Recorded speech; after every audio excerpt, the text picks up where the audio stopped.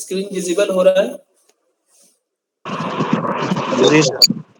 Yes sir. सबसे important चीज है जो हमें अक्सर जो है क्लियरिटी देता है, जब कहीं किसी क्वेश्चन में आप फंसोगे तो ये प्रियम्बल आपको उसका आंसर देने में हेल्प करता है। प्रियम्बल इन मीन्स प्रस्तावना। We the people of India having solemnly resolved to constitute India into a sovereign, socialist, secular, democratic republic and to secure to all its citizens justice, liberty, equality, fraternity in our constituent assembly this 26th day of November 1949 यानी 26 नवंबर 1949 do hereby adopt, enact and give to ourselves this constitution। तो ये constitution के कुछ basic points हैं like justice, liberty, equality, fraternity. ठीक है, तो ये चीज ध्यान रखना। और इसमें ये पहले जोड़ा गया sovereign, socialist, secular, democratic, Republic. तो यही 1 2 3 4 5 5 ये 6 7 8 9, तो ये 9 शब्द की बहुत ही ये अम्ब्रेला टर्म्स है, इसके अंदर बहुत सारी चीजें आ जाती है। हिंदी में एक बार देख लेते हैं। हम भारत के लोग भारत को एक संपूर्ण प्रभुत्व संपन्न, समाजवादी, पंथ निरपेक्ष, लोकतंत्रात्मक गणराज्य बनाने के लिए तथा उसके समस्त नागरिकों को सामाजिक, आर्थिक, राजनीतिक न्याय, तो जब न्याय की बात करेंगे तो कितनी न्याय है? 3, सामाजिक, आर्थिक, राजनीतिक। स्वतंत्रता क्या है? विचार, अभिव्यक्ति, विश्वास, धर्म और उपासना की स्वतंत्रता, स्थिति और अवसर की समानता प्राप्त कराने के लिए उन सब में व्यक्ति की गरिमा और राष्ट्र की एकता और अखंडता सुनिश्चित करने वाली बंधुता बढ़ाने के लिए संविधान सभा में आज दिनांक 26 नवंबर 1949 को एतद द्वारा इस संविधान को अंगीकृत, अधिनियमित और आत्मार्पित करते हैं। तो जब बात यह आएगी कि 26 मतलब संविधान को कब लागू किया गया, तो ये 26 नवंबर 1949 आएगा। पूर्ण रूप से ये पार्शियल था, पूर्ण रूप से जो लागू हुआ था वो 26 जनवरी 1950 को हुआ था। ये क्वेश्चन सीआरई में था आई थिंक। तो ये क्वेश्चन आपको मतलब जनरल नॉलेज वाले पार्ट में भी मिलेगा, या कह सकते हो एप्टीट्यूड वाले में, और आपके सोशल वर्क डोमेन में भी क्वेश्चन पूछा जाता है। कुछ जो शब्द हैं वो कहाँ से लिए गए वो देखना बहुत इंपॉर्टेंट है। सोवरेन यानी प्रभुत्व संपन्न, ये अपना इंटरनल आइडिया था। India is independent in internal and external matters. Socialist ये यूएसएसआर से लिया गया है, रसिया से। ये 42 यानी 42वें संविधान संशोधन में ऐड किया गया था सोशलिस्ट, समाजवादी। इस पे बहुत सारी डिबेट होती है, उस डिबेट को हमें भी नहीं पढ़ना है, हमें कॉन्स्टिट्यूशन पे रिसर्च नहीं करना है, हमें सिर्फ अपना एग्जाम क्वालिफाई करना है। बोलने के लिए एक एक शब्दों पे बहुत घंटों डिबेट हो सकता है, बट यहाँ पे सिर्फ हमें एग्जाम क्वालिफाई करना है, उस पॉइंट ऑफ व्यू से हम देखेंगे। तो सोशलिस्ट यानी यूएसएसआर से लिया गया, added by 42nd amendment 1976, equality in social and economic terms. Secular शब्द ये यूएसए और फ्रांस दोनों जगह से माना जाता है कि लिया गया है। ये भी 42वें संविधान संशोधन 1976 में ऐड किया गया। State has no official religion, यानी भारत का कोई अपना धर्म नहीं है, धर्मनिरपेक्ष है।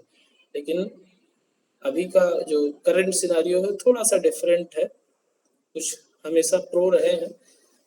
ये चीजों का एक कह सकते हो कि इसके खिलाफ बोलना और इसके खिलाफ बात रखना भी बहुत ही मुश्किल होता है। तो ये दोनों शब्द याद रखना, कहाँ कब जोड़ा गया है? 42वें संविधान संशोधन 1976 में। इस पे बहुत बार क्वेश्चन आया हुआ है, ठीक है। और being a professional social worker, आपको ये दोनों शब्दों का बहुत ध्यान रखना होता है अपने प्रोफेशन में जब आप प्रैक्टिस कर रहे होते हैं, सोशलिस्ट और सेकुलर का। फिर बात आता है डेमोक्रेटिक।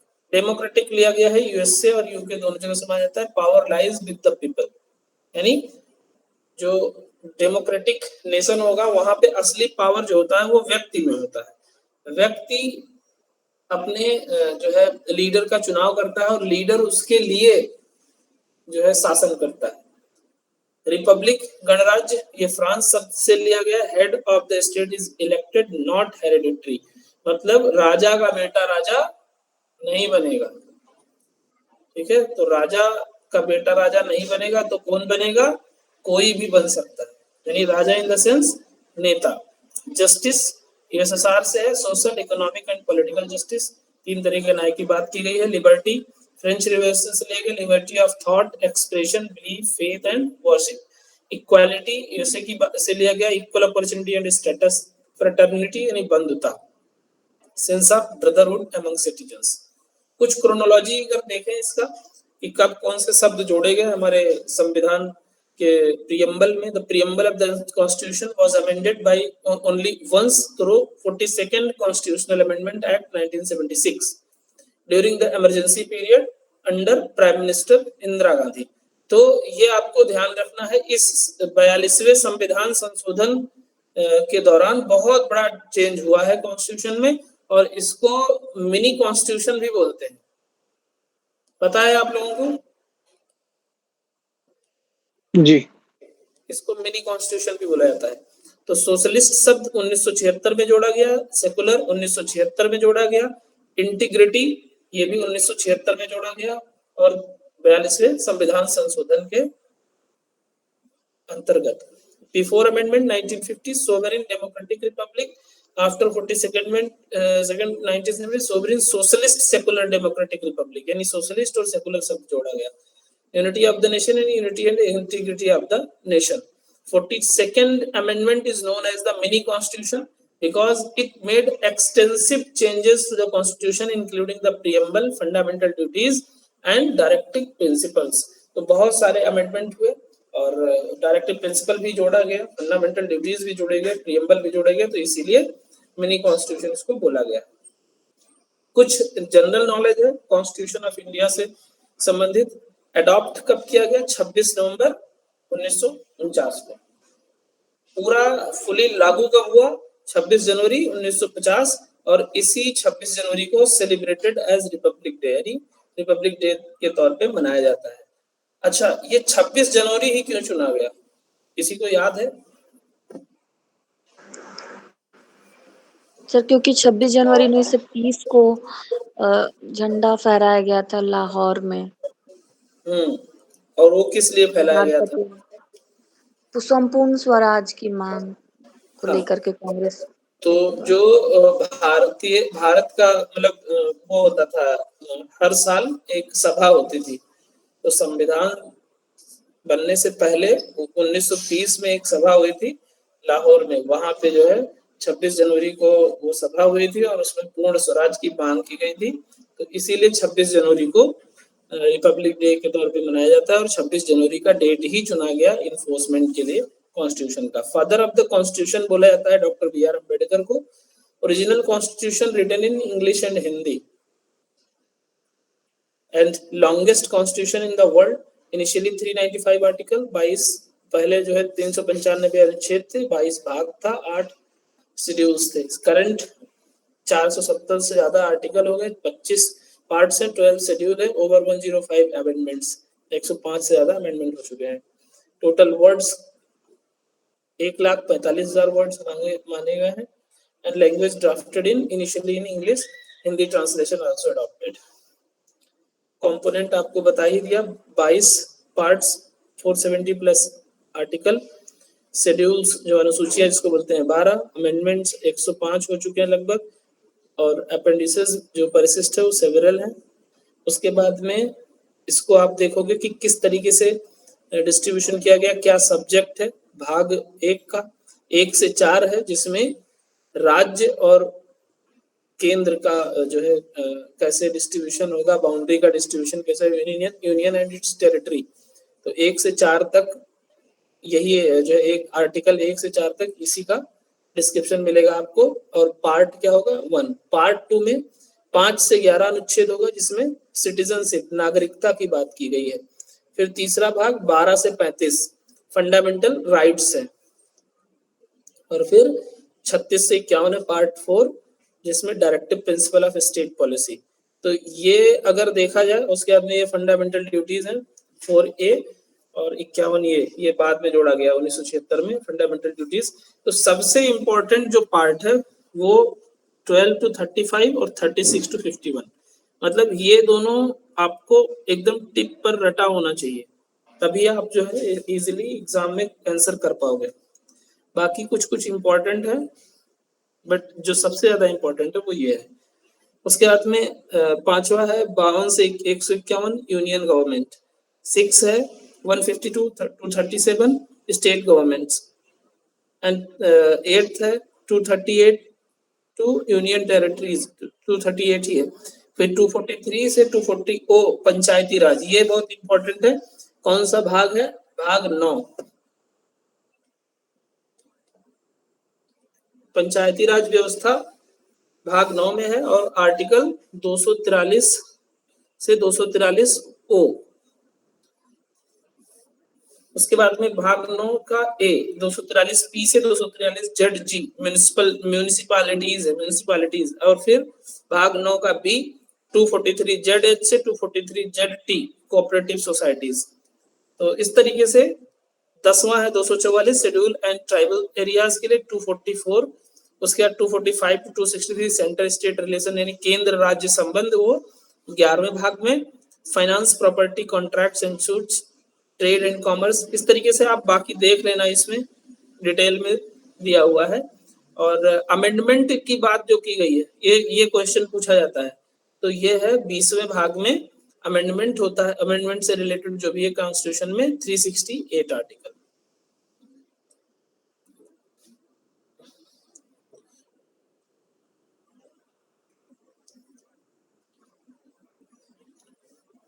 उसके बाद में जो अनुसूचियां है, पहली अनुसूची है names of states and union territories, जो केंद्र शासित प्रदेशों के नाम और इससे रिलेटेड सब्जेक्ट होंगे वो इसमें होंगे। सेकंड में सैलरीज एंड अलाउंसेस है, वेतन भत्ते।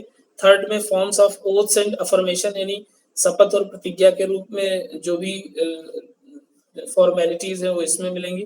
फोर्थ में allocation of Rajya Sabha seats, Rajya Sabha सीटों का विभाजन। फिफ्थ में administration of schedule areas and tribes. Six में provision of tribal areas in North East India. Seventh में union state concurrent list, union यानी संघ, राज्य और समवर्ती सूची, किस पे संघ कानून बनाएगा, किस पे राज्य बनाएगा और किस पे संघ और राज्य दोनों मिलकर बनाएंगे, वो इसमें 7th शेड्यूल में है। 8th में ऑफिशियल लैंग्वेज जो कि 22 बताए गए हैं, 22 जो है भाग 22 भाषाएं हैं जो लिस्टेड है। 9th land reform and other laws immune from judicial review. And 10th है एंटी डिफेक्शन प्रोविजन, जो कि 52वें संविधान संशोधन से लाया गया, और ये अभी फिलहाल बहुत बड़ी समस्या बनता जा रहा है। दल बदल कानून जो है, दल बदल विरोधी कानून था ये 10वां।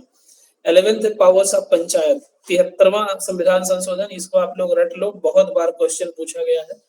73वां संविधान संशोधन पंचायतों के अधिकार से संबंधित है और 11वें अनुसूची में है। 12वां है पावर ऑफ म्यूनिसिपैलिटीज, तो ये 74वां संविधान संशोधन है, म्यूनिसिपल नगर पालिकाओं के अधिकार से संबंधित। कुछ मेजर अमेंडमेंट हुए हैं, जो 42वां संविधान संशोधन है 1976, socialist secular integrity to preamble, directive principles, expanded fundamental duties, और ये सब जो है 42वें संविधान संशोधन के दौरान जोड़ा गया 1976 में। इसको मिनी कॉन्स्टिट्यूशन भी बोलते हैं। 44वां संविधान संशोधन 1978 में हुआ। राइट टू प्रॉपर्टी रिमूव्ड, जो संपत्ति का अधिकार था उसको हटाया गया 44वें संविधान संशोधन से। ये क्वेश्चन बहुत बार पूछा जा चुका है। And from become legal right under article 300, ये तो ये भी ध्यान रखना है कि जो राइट टू प्रॉपर्टी था उसको हटाया गया, उसको लीगल राइट के तौर पे रखा गया 300A के अंदर। 73rd अमेंडमेंट 1992 में हुआ, पंचायती राज कॉन्स्टिट्यूशनल स्टेटस, तो पंचायतों को संवैधानिक दर्जा प्रदान किया गया, और वो भी 11वें अनुसूची में। 73वां संविधान संशोधन 1992 के बाद। पहला पंचायत का चुनाव कहाँ पे हुआ था?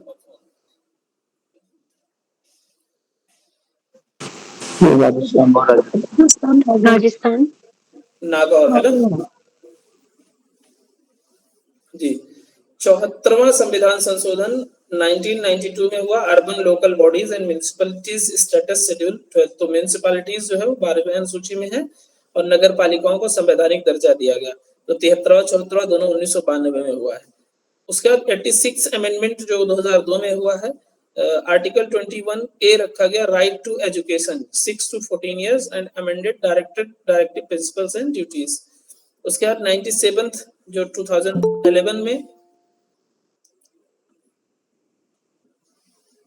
2011 में promotion of cooperative societies, article 43B, सहकारी समितियों को बढ़ावा देने के लिए। कुछ इसमें क्या नेचर है उससे संबंधित है कि फंडामेंटल राइट्स का क्या नेचर है, डायरेक्टिव प्रिंसिपल क्या काम करता है, उस पे क्या कोई जो है कोर्ट जा सकता है, फंडामेंटल डिटेल्स। तो जो फंडामेंटल राइट्स है कैन गो टू कोर्ट, इसके लिए आप जो है अपने अधिकारों को की सुरक्षा के लिए आप कोर्ट जा सकते हो, पर डायरेक्टिव प्रिंसिपल के लिए नहीं जा सकते, ये नॉन जस्टिसिएबल है। और फंडामेंटल ड्यूटीज भी नॉन जस्टिसिएबल है। आपसे ऐसा उम्मीद किया जाता है कि आप अपने देश के जो प्रॉपर्टीज हैं उनको उनकी रक्षा करोगे, नदियों की रक्षा करोगे, वातावरण को ठीक रखने के लिए पेड़ पौधे नहीं काटोगे। अगर लेकिन हाँ पेड़ पौधे काटना तो अपराध है, ठीक है, ग्रीन, तो उसके लिए तो क्या है, लेकिन कुछ चीजें ऐसे हैं कि जो है जो कोर्ट में जस्टिसेबल नहीं है। और उसी तरीके से फिर आप भी आप कल्याणकारी राज्य में रह रहे हो, लेकिन कुछ चीजें हैं गवर्नमेंट कर सकती है और नहीं भी कर सकती है, तो उसके लिए आप कोर्ट नहीं जा सकते।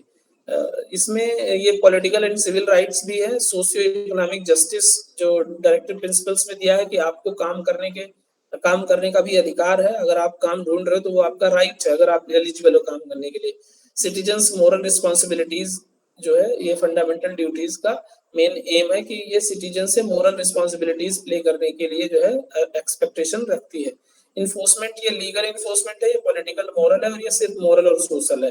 Available to citizens and sometimes foreigners, यानी जो अधिकार है कुछ अधिकार फॉरेनर्स के लिए भी रखे गए हैं जो on the behalf of human rights है, और ये स्टेट और ये सिर्फ सिटीजन के लिए। Inspired from USA, fundamental rights maximum USA से लिया गया है, और डायरेक्टिव प्रिंसिपल आयरलैंड से लिया गया है, फंडामेंटल ड्यूटीज यूएसएसआर से लिया गया है। ठीक है, इससे रिलेटेड अमेंडमेंट जो 44वां और 86वां हुआ है, इसमें 42वां और 97 और ये 42वां और 86। अब 1 से लेके 35 तक जो आर्टिकल है वो आप देख सकते हो। भाग 1 संघ और उसका राज्य क्षेत्र। Article 1, India that is Bharat shall be a union of state, यानी भारत अर्थात इंडिया राज्यों का एक संघ होगा। आर्टिकल 2 में कहते हैं पार्लियामेंट कैन एडमिट और एस्टैब्लिश न्यू स्टेट्स, संसद नए राज्य को स्वीकार या स्थापित कर सकती है। Formation of new states and alteration of existing states boundaries, तो ये भी जो है कॉन्स्टिट्यूशन के आर्टिकल 3 के अंदर राज्यों की सीमाओं में परिवर्तन और नए राज्यों का निर्माण कर सकते हैं। आर्टिकल 4 कहता है laws under article 2 and 3 are not amendments under article 368। तो आर्टिकल 368 क्या है, संविधान में संशोधन करने के अधिकारों को जो है अनुच्छेद 368 में रखा गया, लेकिन 2 और 3 जो है अमेंडमेंट नहीं कर सकता है आर्टिकल 368 के अंदर। तो ये बेसिकली 1 से 4 आर्टिकल का रोल है। और अब आपसे मैं क्वेश्चन पूछता हूं इस पे कि पहला राज्य स्वतंत्रता के बाद कौन बना? स्वतंत्रता के बाद पहला राज्य कौन बना?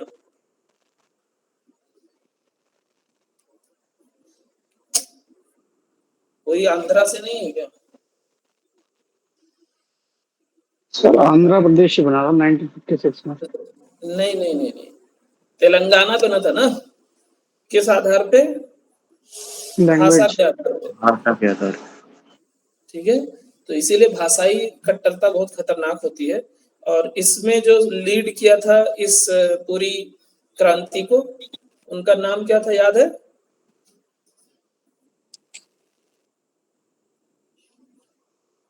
पोट्टी श्री रामलू।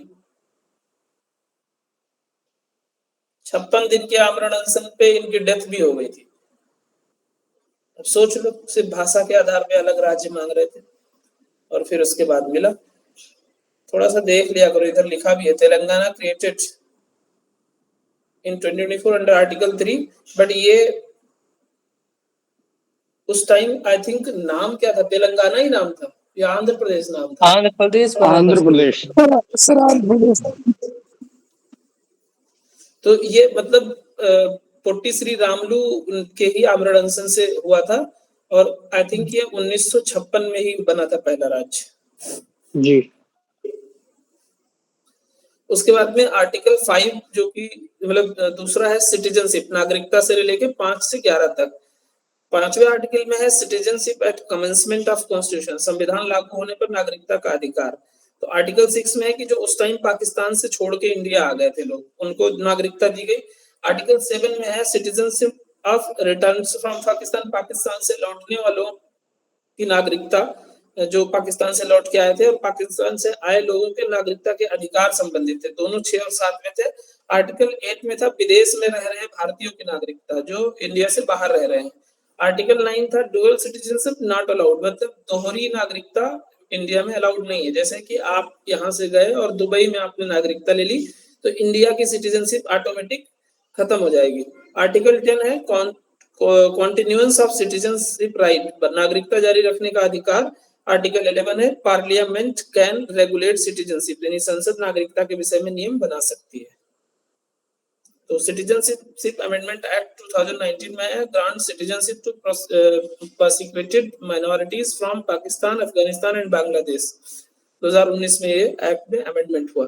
फिर पार्ट 3 है फंडामेंटल राइट, जो कि सबसे महत्वपूर्ण है पूरे संविधान में 12 से 35, और जिसके बिहाफ पे आप आए दिन जो है कोर्ट में केसेस देखते हो जो जस्टिसेबल है, और includes government, parliament, state legislature, local authorities. राज्य की परिभाषा केंद्र और राज्य सरकारों, नगर निकाय आदि इसमें जो है सभी को शामिल किया गया है। तो 14 से 18 जो आर्टिकल है वो है, इसको अलग अलग जो है उसमें बांटा गया है। जैसे पहला है राइट टू इक्वालिटी, जो कि 14 से 18 है। 14 कहता है equality before law and equal protection of laws, कानून के समक्ष समानता। आर्टिकल 15 है भेदभाव को निषेध करता है किसी भी बिहाफ पे, धर्म के आधार पे, रेस के आधार पे, कास्ट यानी जाति के आधार पे, सेक्स यानी लिंग के आधार पे, या जन्म के आधार पे, किसी भी आधार पे आप किसी से जो है डिस्क्रिमिनेशन नहीं कर सकते। फिर 15(3), 15(4) और 15(5) में है allows special provisions for women, children, SC, ST, OBC, यानी कि इस आधार पे विभेद किया जा सकता है for positive things not negative things. तो इस तरीके से अगर आप विमेन को अलग लाइन में खड़ा करने के लिए बोल रहे हो उनकी सुविधा के अनुसार, उनकी कंडीशंस के अनुसार, या चिल्ड्रन के लिए, तो वो जो है ये डिस्क्रिमिनेशन काउंट नहीं होगा। ये विशेष प्रावधान है। 16 है equality to opportunity in public employment, सरकारी नौकरी में समान अवसर 16 के अनुसार है। 17 है अबॉलिशन ऑफ अनटचेबिलिटी, अस्पृश्यता का उन्मूलन, और 18 है abolition of titles except military and academic distinctions.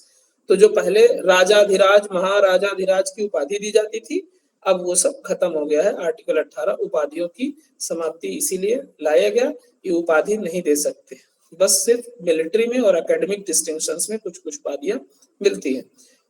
जैसे डॉक्टर एक उपाधि है, जब आप PhD सबमिट कर देते हो तो आपके नाम के पहले डॉक्टर लिखने का आपको अधिकार मिल जाता है, तो ये उपाधि है। और प्रोफेसर एक पद है, जैसे आप पहले लगे तो असिस्टेंट प्रोफेसर लगे, तो असिस्टेंट प्रोफेसर एक पद है, और आप नाम से पहले डॉक्टर लिख रहे हैं तो वो डॉक्टर एक उपाधि है आपके एकेडमिक अचीवमेंट के बिहाफ पे। समझ में आया इसकी क्लियरिटी? किसी का कोई क्वेश्चन? उसके बाद में राइट टू फ्रीडम है, स्वतंत्रता का अधिकार 19 से 22 अनुच्छेद में। 19 है 6 फ्रीडम दिए गए हैं, ये याद रखना, बहुत बार पूछा गया है।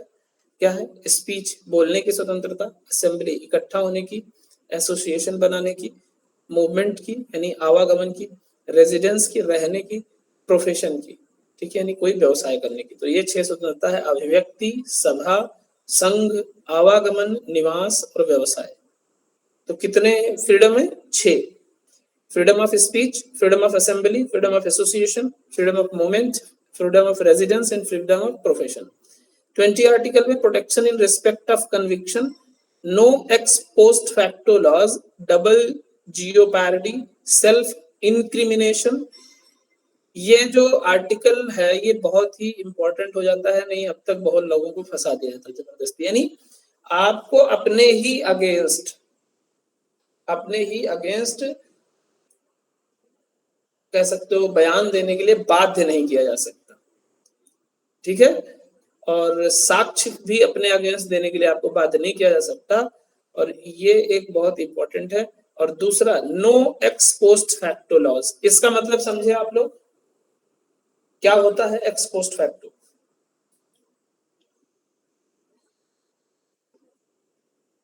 प्लीज थोड़ा बहुत बताओ। एक्स पोस्ट फैक्टो रिसर्च किसी ने किया है?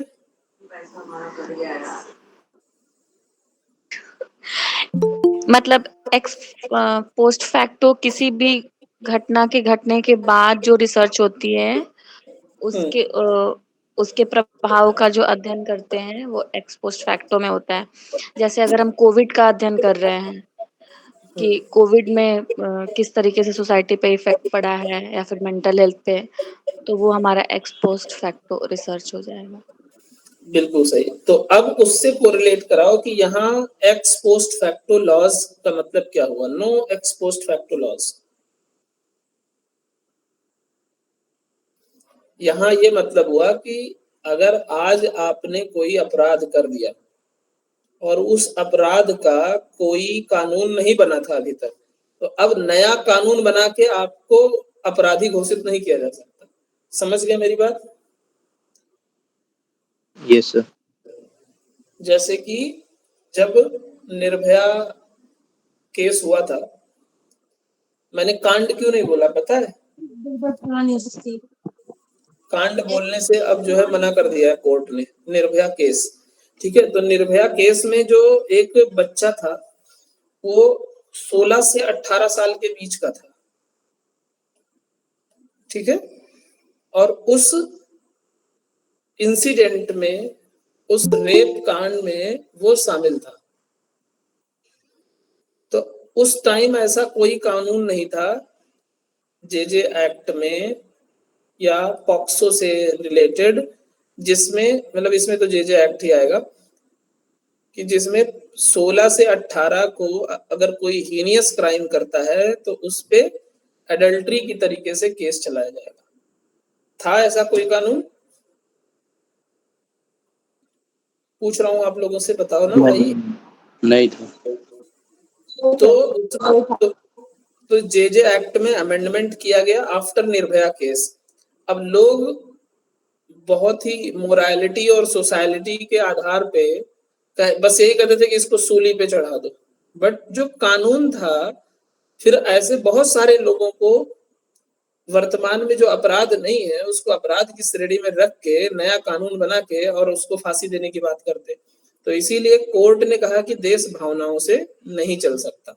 हाँ, लेकिन ये कॉग्निजेबल ऑफेंस है, नॉन कॉग्निजेबल ऑफेंस नहीं है, कॉग्निजेबल ऑफेंस है, नॉन बेलेबल है। लेकिन अब हमारे पास ये दिमाग कभी गया ही नहीं कि 15-16 साल का बच्चा भी जो है ऐसे कांड कर सकता है, ऐसे केस कर सकता है। तो वो हमारी एक फॉल्ट रही, और उस टाइम कोई कानून नहीं था, इसीलिए इस बच्चे को करेक्शनल होम में रखा गया, और बाद में जब ये एडल्ट हो गया तब इस पे कुछ केस चलाया गया। ठीक है, समझ में आया ये चीज? तो किस क्राइम पे 16 से 18 को एडल्ट की तरीके से ट्रीट किया जाएगा? Heinous crime. हीनियस क्राइम पे, ठीक है। हीनियस क्राइम में क्या आएगा? लाइक ब्रूटल मर्डर या ब्रूटल रेप, और उसके बाद में आफ्टर रेप मर्डर कर दे, या ड्यूरिंग रेप किसी ऑर्गन को डैमेज कर दे। तो कुछ ऐसे क्राइम को रखा गया है जो हीनियस में आएंगे, और वो अगर 16 से 18 के बीच में है तो उस पे एडल्ट के तौर पे केस चलाया जाएगा। 21 है right to life and personal liberty, जीवन और व्यक्तिगत स्वतंत्रता का अधिकार है, यानी आपको आपके अगेंस्ट जो है कोई बात नहीं कर सकता अपनी जो है जीवन को खत्म करने के लिए। 21 ये है right to free and compulsory education, जो 6 से 14 वर्ष के लिए है। एंड 22 ये कब अमेंडमेंट हुआ? 21A कब लाया गया? 2008। 86 2002। हाँ 2002। कौन सा अमेंडमेंट था? 86। 22 है protection in arrest and detention, rights of arrested person, गिरफ्तारी में सुरक्षा, जो कि है 22। Menaka Gandhi versus union of India 1978 expanded the scope of article 21 includes right to travel, privacy and legal aid. फिर है राइट अगेंस्ट एक्सप्लॉयटेशन, ठीक है, शोषण के विरुद्ध अधिकार, 23 से 24, यानी आप किसी का शोषण नहीं कर सकते। प्रोहिबिट्स ट्रैफिकिंग, फोर्स्ड लेबर, ठीक है, बंधुआ मजदूरी, मानव तस्करी, ये सब प्रतिबंधित करता है आर्टिकल 23। और उसके बाद आर्टिकल 24 है prohibits child labour below 14 years in hazardous job, खतरनाक कामों में 14 वर्ष से कम बच्चों के श्रम पर रोक। अच्छा, चाइल्ड लेबर के अकॉर्डिंग, चाइल्ड लेबर कब आया? Child labour act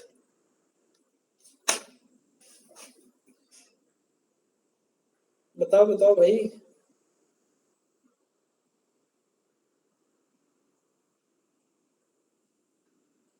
child labour act के अकॉर्डिंग चाइल्ड किसको बोला गया है? 1986।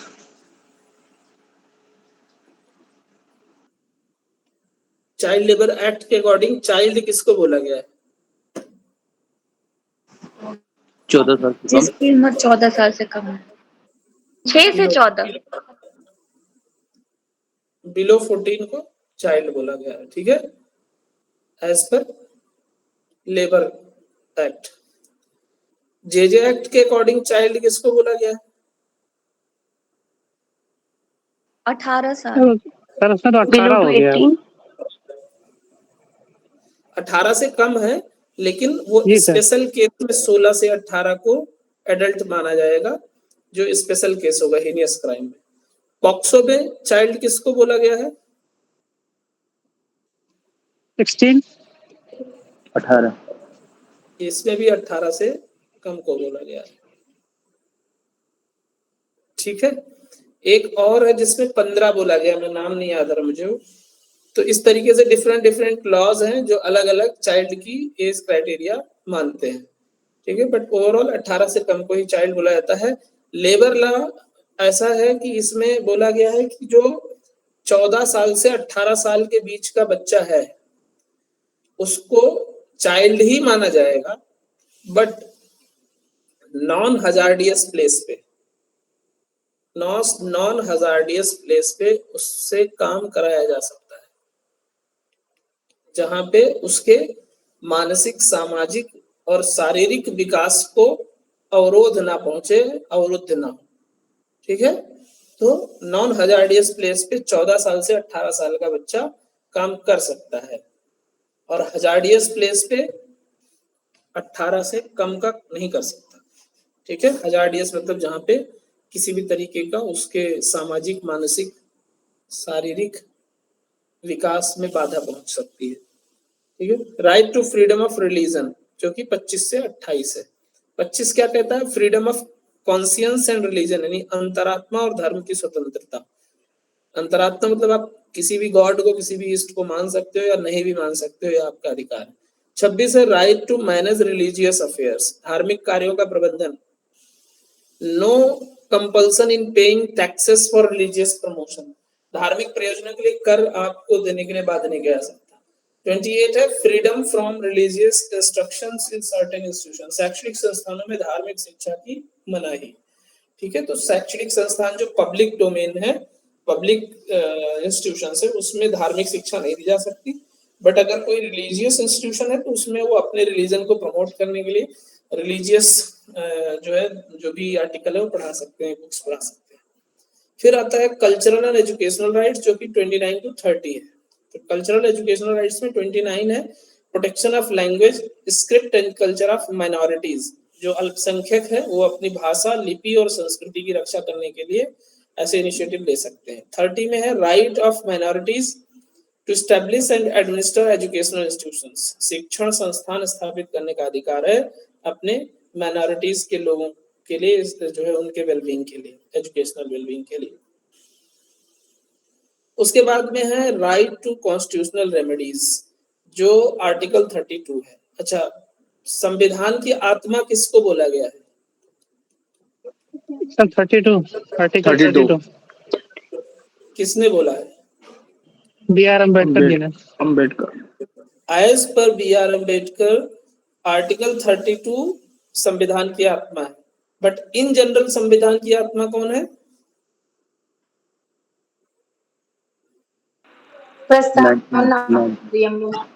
हाँ, सामान्य तौर पे अगर स्पेसिफाई नहीं किया गया तब आप जब आएगी कि संविधान की आत्मा कौन है तो वो आप प्रस्तावना को ऑप्ट करेंगे आंसर में, और अगर आ गया एज पर B.R. अम्बेडकर तो वो आर्टिकल 32 है, संवैधानिक उपचार का अधिकार, right to move supreme court for enforcement of rights, called the heart and soul of the constitution by doctor B.R. Ambedkar.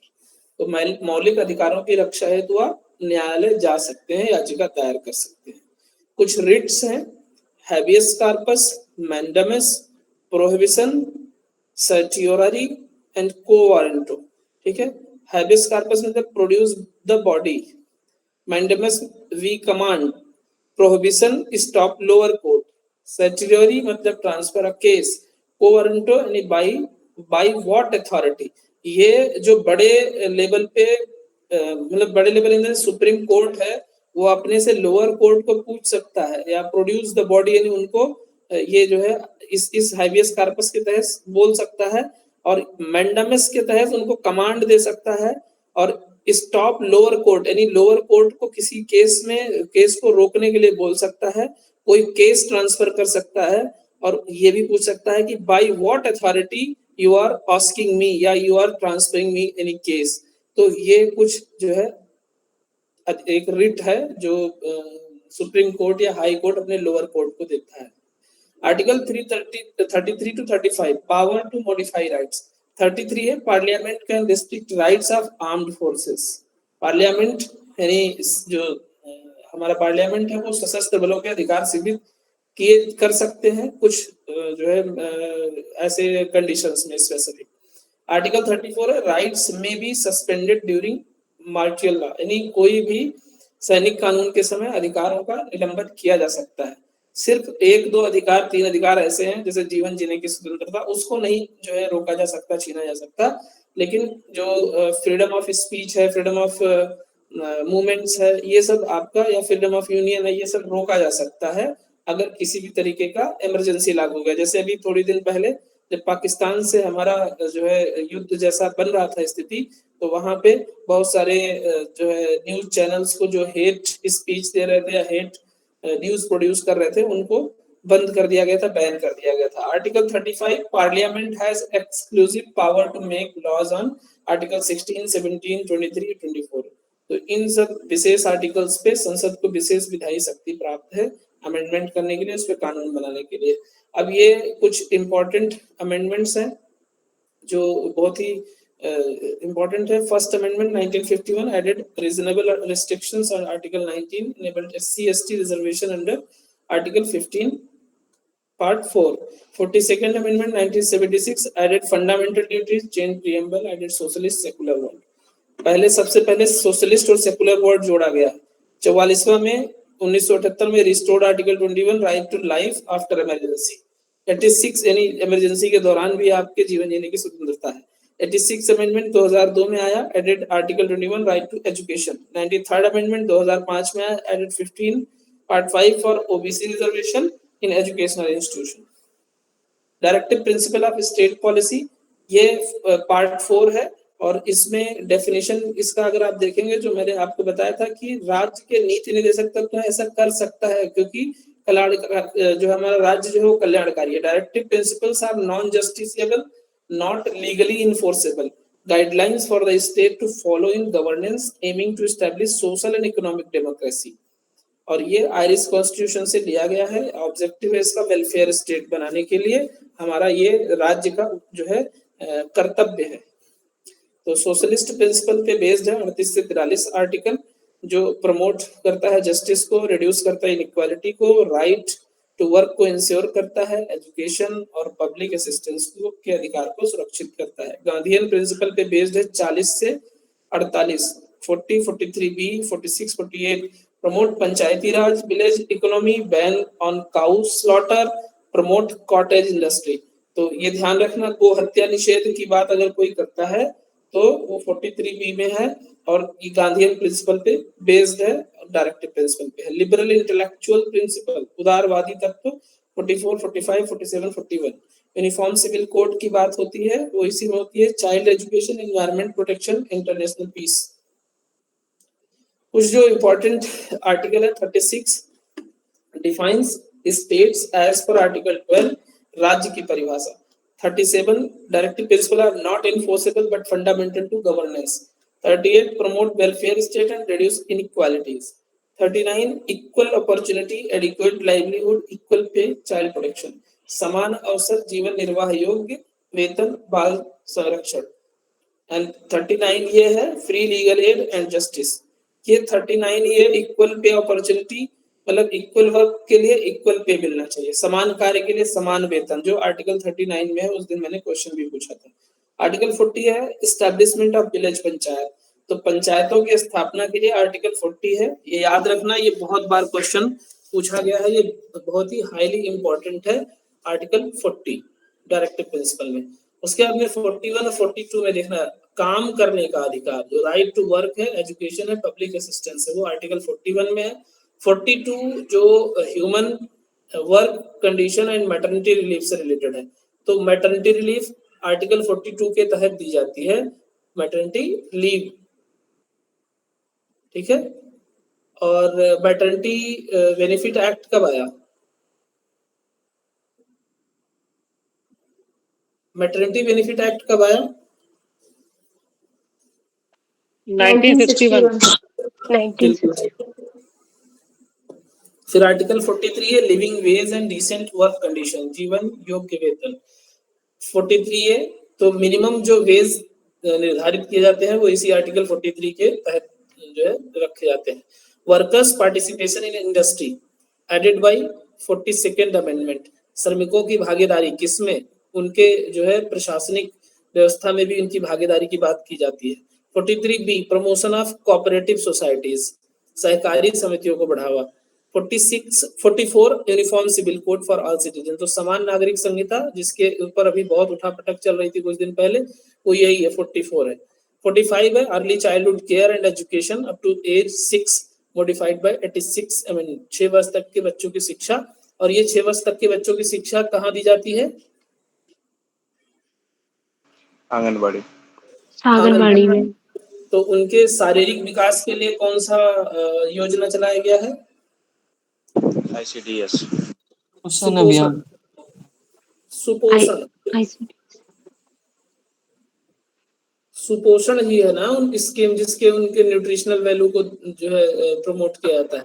और उनके हेल्थ को ध्यान में रखने के लिए मिशन इंद्रधनुष इंटेंसिफाइड, जो स्टार्टिंग से लेके अलग अलग टाइम पे जो वैक्सीन लगाए जाने की शेड्यूल है उस पे उनका वैक्सीनेशन होना, तो इसमें आंगनवाड़ी और आशा वर्कर्स का बहुत रोल होता है। 46 से promotion of SC, ST and weaker section, ठीक है। तो SC, ST और वीकर सेक्शन के प्रमोशन के लिए 46 एक्ट है, आर्टिकल है। और इसी आर्टिकल के तहत आप लोगों को ध्यान होगा EWS लाया गया है, ठीक है। तो एक बार क्वेश्चन ये पूछा जा चुका है कि EWS किसके तहत लाया गया, तो वो आर्टिकल 46। 47 है duty of state to improve nutrition public health, पोषण व स्वास्थ्य में सुधार। 48 ये protection and improvement of environment, जो कि 42वें संविधान संशोधन में जोड़ा गया। 49 है protection of monuments and heritage, स्मारकों की रक्षा, ये आपका एक कर्तव्य भी है, दायित्व भी है। 50 में है separation of judiciary from executive, न्यायपालिका व कार्यपालिका का पृथक्करण। 51 है promote international peace, maintain just relation, अंतरराष्ट्रीय शांति और मैत्रीपूर्ण संबंध। अब बाकी फंडामेंटल ड्यूटीज हैं जो 51A में है, ये अमेंडमेंट के बाद जोड़ा गया 1976 के बाद। और इसमें कुछ विशेष चीजें हैं, जैसे abide by constitution and respect national symbols. तो जब भाग की बात करेंगे तो ये आएगा 4A में, और उसके अलावा ये आर्टिकल जो है वो है 51A, ठीक है। तो 51A में फिर उसके बाद सेग्रीगेशन ABCD करके किया गया है। तो A है संविधान और राष्ट्र चिन्हों का सम्मान, B है ये आपके कर्तव्य हैं being a Indian citizen, cherish ideals of freedom struggle, स्वतंत्रता संग्राम के आदर्शों का अपनाना, संप्रभुता, एकता, अखंडता की रक्षा, देश की रक्षा, भाईचारा और सद्भावना बढ़ाना, विविध सांस्कृतिक विरासत की रक्षा, पर्यावरण की रक्षा, वैज्ञानिक सोच और मानवता को बढ़ावा, सार्वजनिक संपत्ति की रक्षा और हिंसा से परहेज, सभी क्षेत्रों में उत्कृष्टता का प्रयास और 6 से 14 वर्ष के बच्चों को शिक्षा देना, जो कि 86 अमेंडमेंट 2002 के द्वारा। कुछ समरी है उससे रिलेटेड। फंडामेंटल राइट्स किस में आएगा? 12 से 35, डायरेक्टिव प्रिंसिपल 36 से 51, फंडामेंटल डिजीज 51 ए में। उसके बाद में फिर इसमें थोड़ा और ये मैंने रिवीजन के पॉइंट ऑफ व्यू से रख दिया, थोड़ा सा और डिटेल्ड में है, तो इसको आप लोग देख लेना।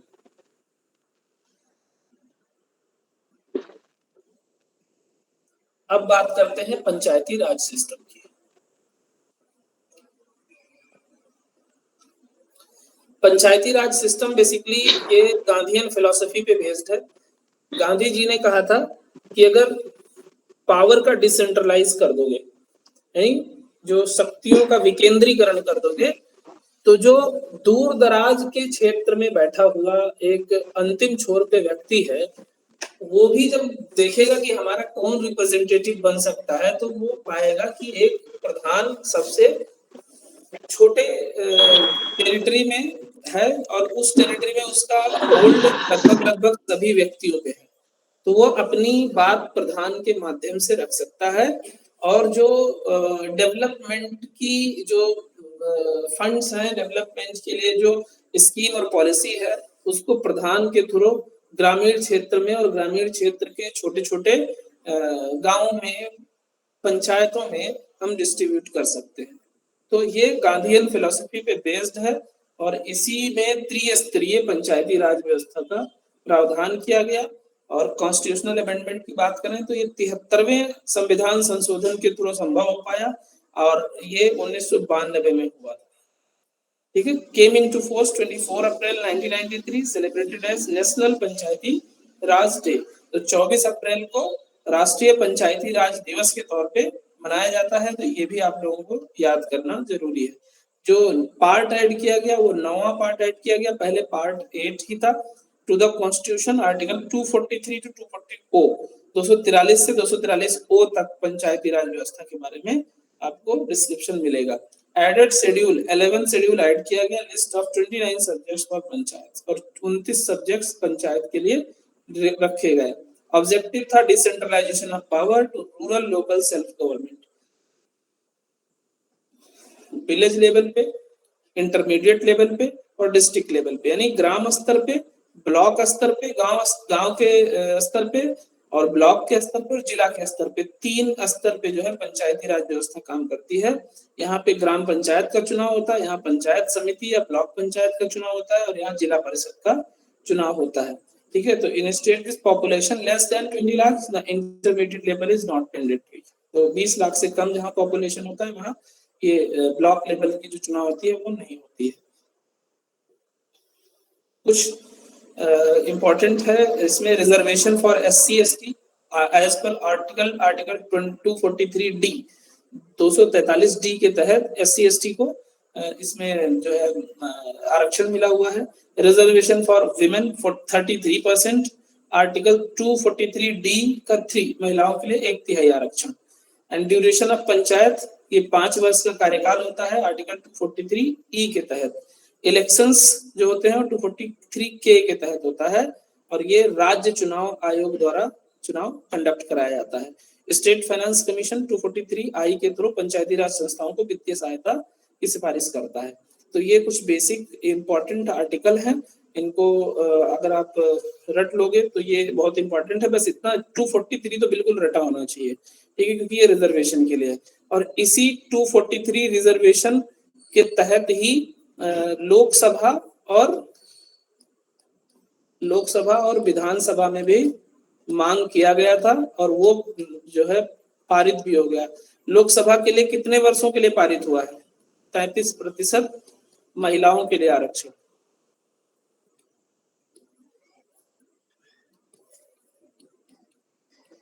अपडेटेड नहीं है आप लोग, लग रहा है। कितने प्रतिशत आरक्षण? 33%। और लोकसभा राज्यसभा के लिए रखी गई है, रिजर्व की गई है सीट 10 वर्षों के लिए। और महिलाओं की एक दिन स्पेसिफिक विधानसभा लगाई गई थी यूपी में। यूपी पहला स्टेट था जिसने महिलाओं का विधानसभा में जो है वेलकम किया और उनकी पूरी डिबेट चली, और वहीं से एक जो है गठन हुआ। इस चीज का बहुत पुरजोर समर्थन किया गया कि लोकसभा और विधानसभा में भी पंचायती राज व्यवस्था है उसी के तहत इसमें भी हमें मिलना चाहिए आरक्षण। ठीक है, तो 10 वर्षों के लिए रखा गया है ये प्रोविजन कि आरक्षण 2 बार पंचायत में, मतलब इसमें लोकसभा के उसमें दिया जाएगा। 11th शेड्यूल है जिसमें जो है विषय है agriculture, land improvement, minor irrigation, animal husbandry, rural housing, drinking water, roads and culverts, education, health and sanitation, poverty elevation, यानी पॉवर्टी को खत्म करना। First stage to implement Panchayati Raj, ये राजस्थान का नागौर डिस्ट्रिक्ट है, 2 अक्टूबर 1959 को। फर्स्ट कॉन्स्टिट्यूशनल कमेटी जो बलवंत राय मेहता कमेटी थी 1957 में, और इन्होंने 3 टायर सिस्टम रेकमेंड किया था। अशोक मेहता समिति 1970 में आई, इन्होंने 2 टियर सिस्टम डिस्ट्रिक्ट लेवल और जिला परिषद लेवल पे इन्होंने पंचायत चुनाव कराने की बात कही थी। जीवीके राव कमेटी 1985 में आई, strengthening of PRIs and planning process. LM Singhvi committee 1986 में आई, recommended constitutional status for Panchayati Raj. तो इसमें 2 क्वेश्चन बनता है कि त्रिस्तरीय पंचायती राज व्यवस्था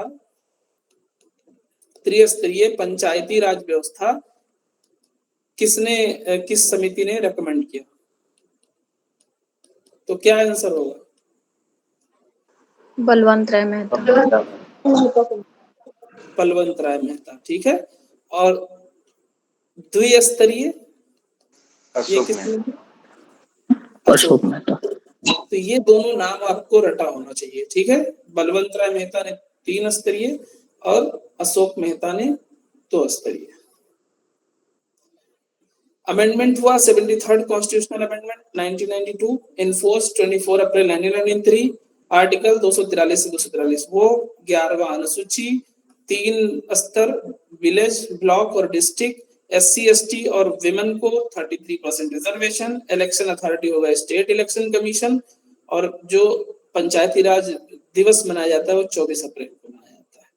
तो ये रहा आपका आज का कंटेंट, जो जिसपे आपको क्वेश्चन बहुत सारे मिलेंगे देखने को, और मुझे लगता है कि हर एग्जाम में होते हैं। कुछ मेरा अभी मुझे ऐसा लगता है कि कुछ चीजें और ऐड करना रह गया है, वो मैं किसी दिन अगले क्लास में ऐड कर दूंगा, ठीक है। तो अब जो है हम लोग थोड़ा सा वो देख लेते हैं क्वेश्चन पेपर। अभी तक का इस पे किसी का कोई सजेशन, क्वेश्चन कुछ हो तो प्लीज बता दो। किसी का कोई क्वेश्चन है?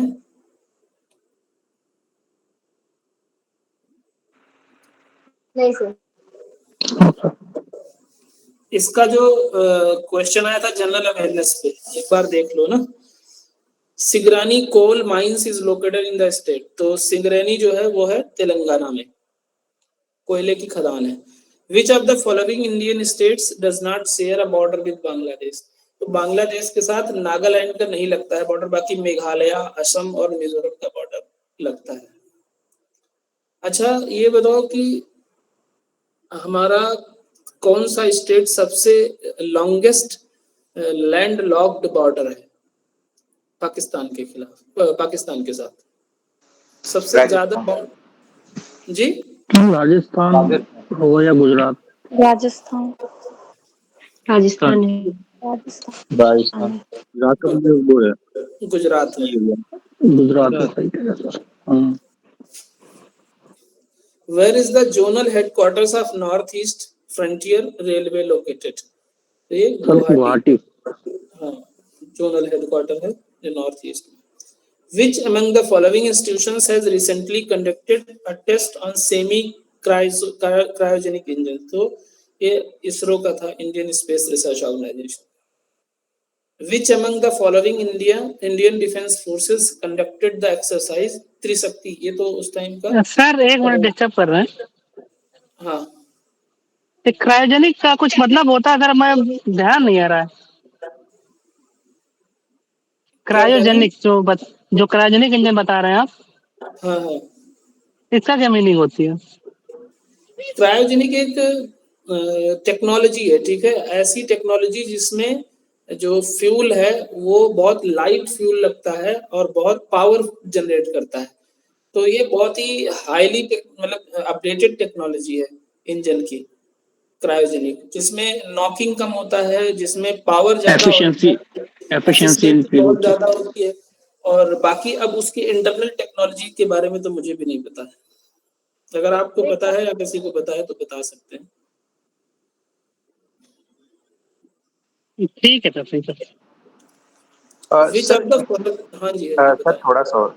सर ये जो अभी लॉन्गेस्ट बॉर्डर की बात जो चल रही थी स्टेट की, तो उसमें तो ये जेके दिखा रहा है, जम्मू कश्मीर दिखा रहा है। इसके बाद राजस्थान है, मतलब जम्मू कश्मीर 1222 किलोमीटर है और राजस्थान जो है 1179 किलोमीटर है। और गुजरात? गुजरात जो है वो 506 किलोमीटर है और पंजाब जो है 425 किलोमीटर।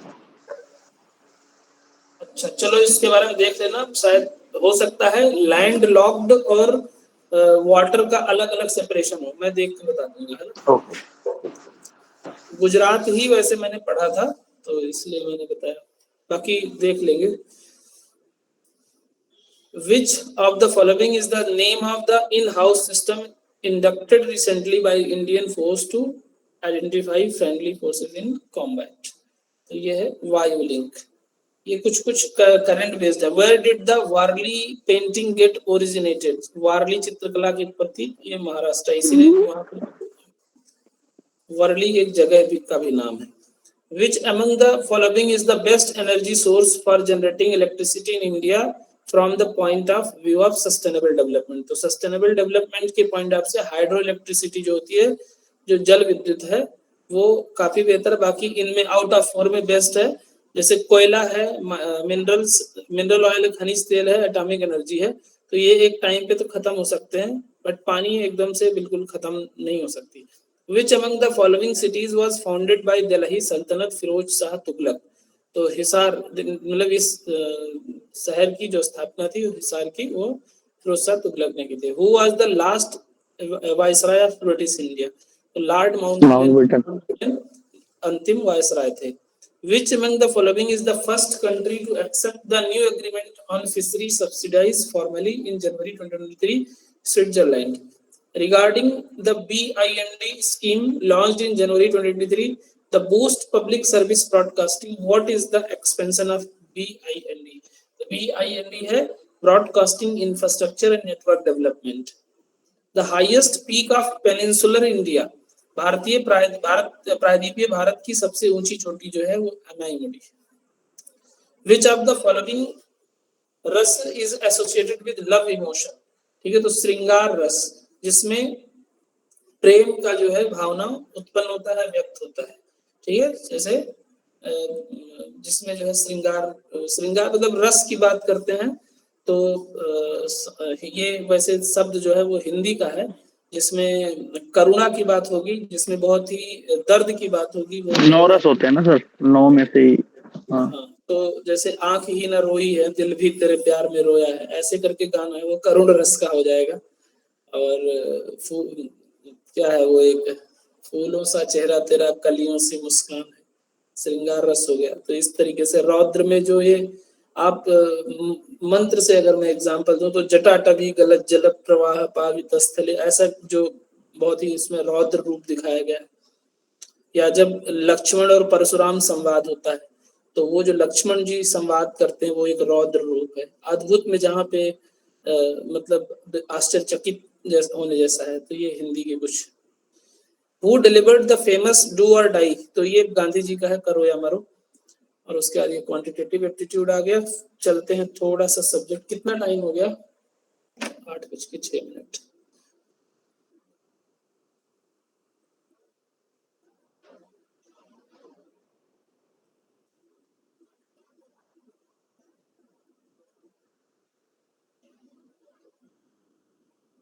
100 नंबर तक हो गया था ना। तो अब है which of the following is a characteristic of qualitative research? तो क्वालिटेटिव रिसर्च की जो करेक्टरिस्टिक होती है, मतलब विशेषता होती है, वो होती है इन डेप्थ इंटरव्यू। बाकी स्टैटिस्टिकल एनालिसिस क्वालिटेटिव का पॉसिबल नहीं है, क्वांटिटेटिव का होता है, ठीक है। क्वांटिटेटिव मतलब जिसको आप क्वांटिफाई कर सको। स्टैंडर्डाइज क्वेश्चनर मुश्किल से बनते हैं इस पे, और लार्ज सैंपल तो बिल्कुल पॉसिबल नहीं है क्वालिटेटिव स्टडी में।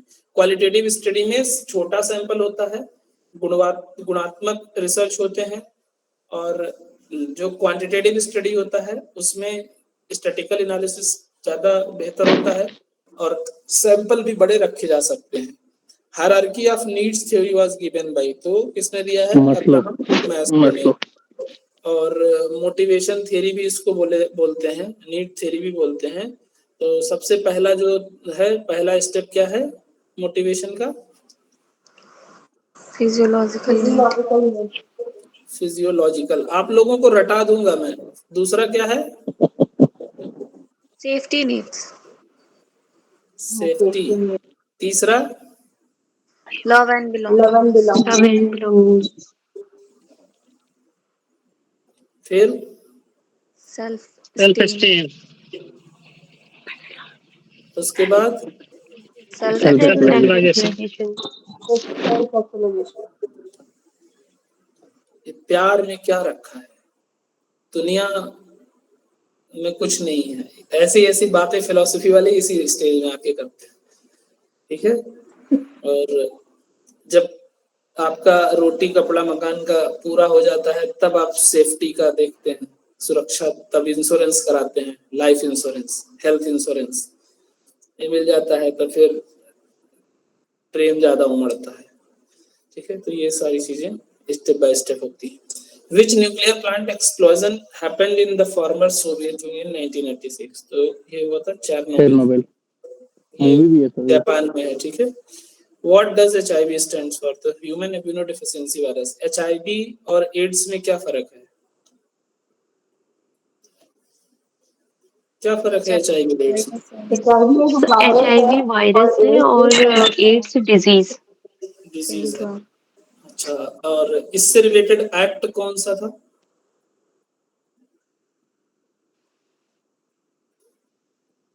याद है? 2017 वाला है शायद। हाँ, तो ये 2017 में, उसको एड्स एक्ट भी बोलते हैं, बस पूरा नाम है the human immunodeficiency virus and acquired immunodeficiency syndrome prevention and control act 2017 में। Special marriage act. अच्छा, सेक्सुअल ट्रांसमिटेड डिजीज में और कौन सी डिजीज आती है? सिफिलिस। हाँ, syphilis. The special marriage act in India was passed in year 1954. Hindu marriage act कब आया? 1955।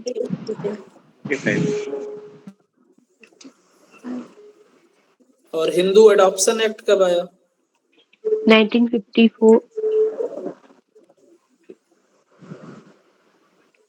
54 था जी, सॉरी। और इससे रिलेटेड, हाँ, इसमें क्या फर्क है स्पेशल मैरिज एक्ट और Hindu marriage act? Marriage act inter religion marriage को प्रमोट करता है और उसको प्रोटेक्ट करता है। बिल्कुल बिल्कुल। The 7th schedule of the constitution deals with, तो अभी जो है हम लोग बात कर रहे थे, 7वां अनुसूची जो है वो डिवीजन ऑफ पावर की बात करता है। लिस्ट ऑफ रिकॉग्नाइज्ड लैंग्वेजेस, ये किस उसमें है सूची में? इसमें 8वीं। और आर्टिकल कौन सा है? 353 है ना? According to which the phrase active aging refers to the process of improving the quality of life of the elderly. WHO. FDA denotes to Food and Drug Administration. Catatonia is a type of, catatonia क्या है? एक schizophrenia का प्रकार है, एक type है catatonia, paranoia, ठीक है। ये सब स्किज़ोफ्रेनिया एक मानसिक बीमारी है। साइकोसिस जिसमें होता है, तो उसमें से एक ये टाइप है कैटाटोनिया। एंजाइटी ये भी मेंटल इलनेस है। डिप्रेशन और फोबिया, फोबिया भी एक एंजाइटी डिसऑर्डर है। Who is regarded as the forerunner in analyzing the theory of social justice? सामाजिक न्याय के सिद्धांत का विश्लेषण करने में अग्रणी किसे माना जाता है? John Rawls. John Rawls. NASW was founded in National Association of Social Work 1955.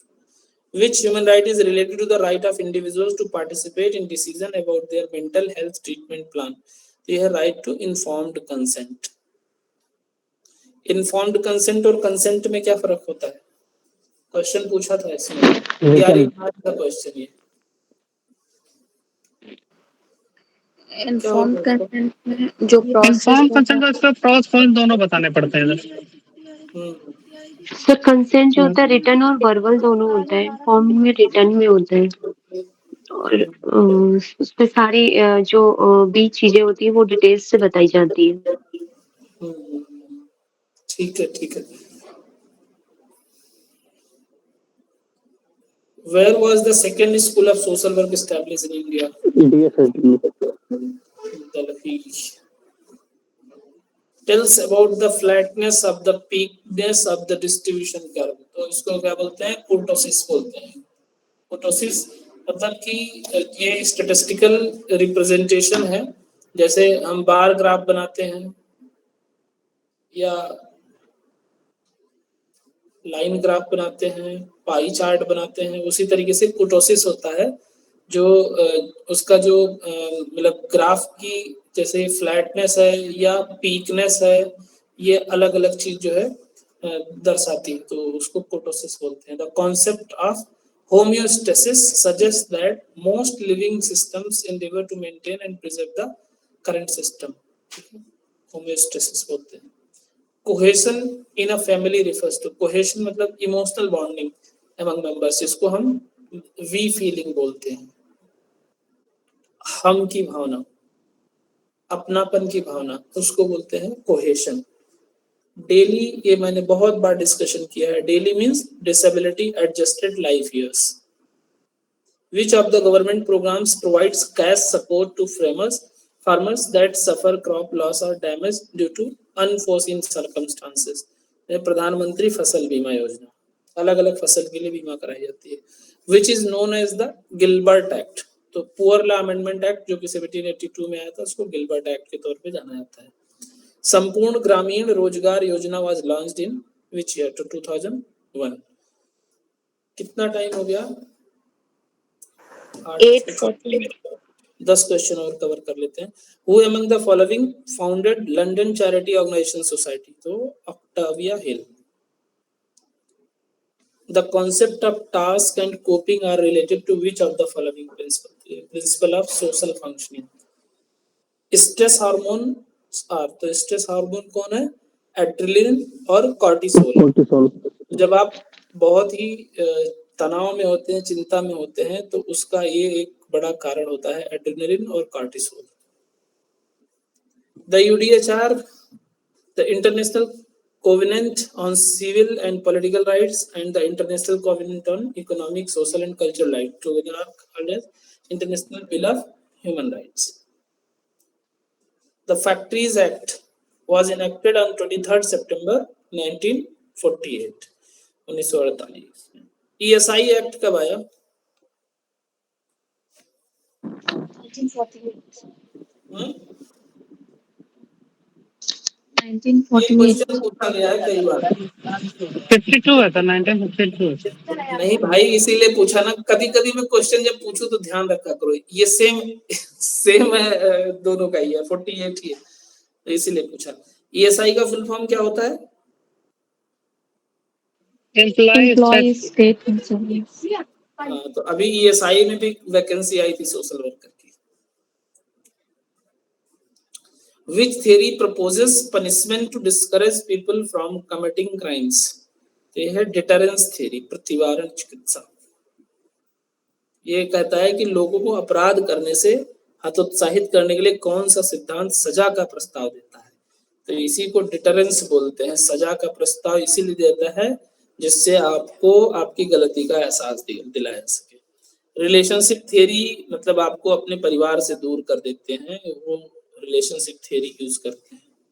Attachment theory भी कहीं कुछ हद तक वही है कि आपके अपने खास चीजों से आपको दूर कर दिया जाए। तो वो सब जो है क्रिमिनोलॉजी में पढ़ाया जाता है।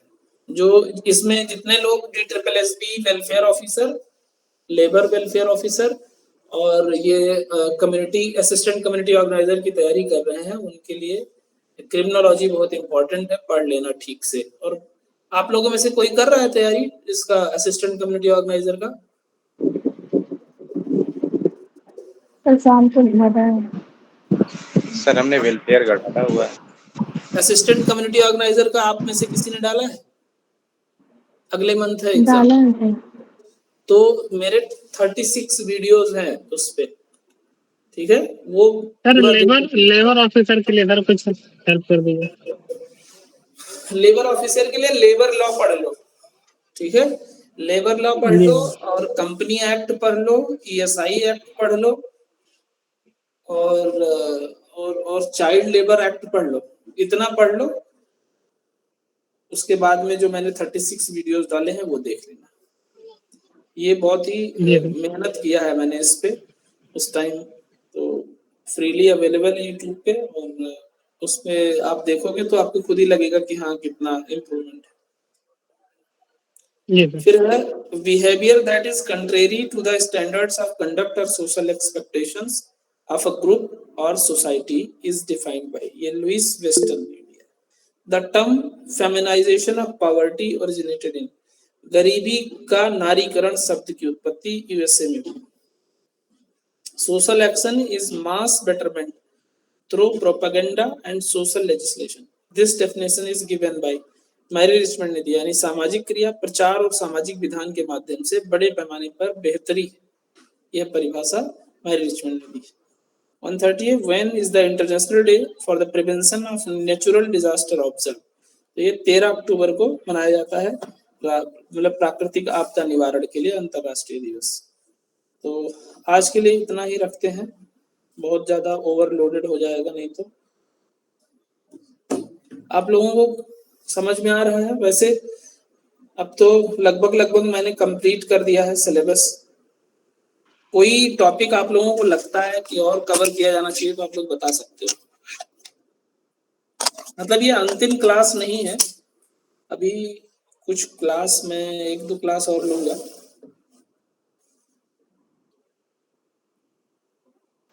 सर मेरा एक सवाल था, अभी वेलफेयर ऑफिसर DSSP का जो वेलफेयर ऑफिसर का है, इसके बारे में मैंने कुछ एक चीज सुना था कि ये